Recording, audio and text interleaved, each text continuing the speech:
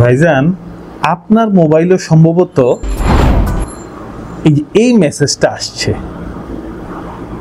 এই মেসেজটা হচ্ছে লাস্ট এই যে রোজার ঈদের, কোরবান ঈদের মাঝখানে যে আমাদের হাজিরা সরকারি উদ্যোগে যে হজে যায়, সেই হজের কিছু টাকা বেঁচে গেছে।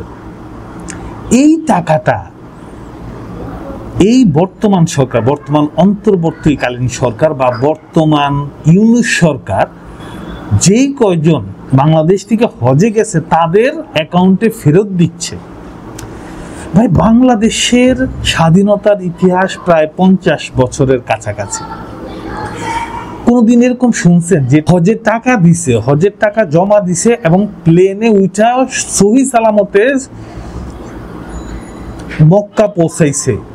এইরকম ঘটনা বাংলাদেশে ঘটে নাই। কারণ এমন কোনো হজের মৌসুম নাই হজ যাত্রীরা কান্না করতেছে। কেন কান্না করতেছে? অমুক ট্রাভেল এজেন্সি তাদের টাকা মাইরা দিছে, অমুক ট্রাভেল এজেন্সি টাকা দেয় না, অমুক ট্রাভেল এজেন্সি এই করছে, অমুক ট্রাভেল এজেন্সি ওই করছে।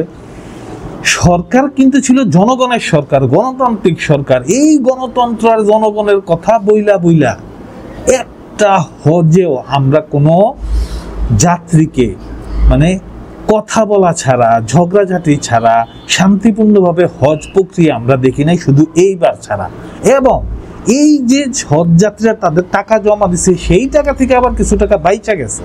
সেই বেঁচে যাওয়া টাকাটাও আবার এই ইউনূস সরকার হজ যাত্রীদের অ্যাকাউন্টে পৌঁছে দিচ্ছে। আপনার মোবাইলে এটা আসছে, আপনার মোবাইলেও এই SMS-টা আসছে, চেক করেন।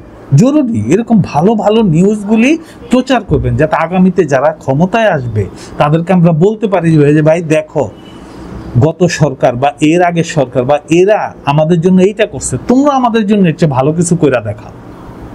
দেশটা তো আগায় নিতে হবে, তাই না?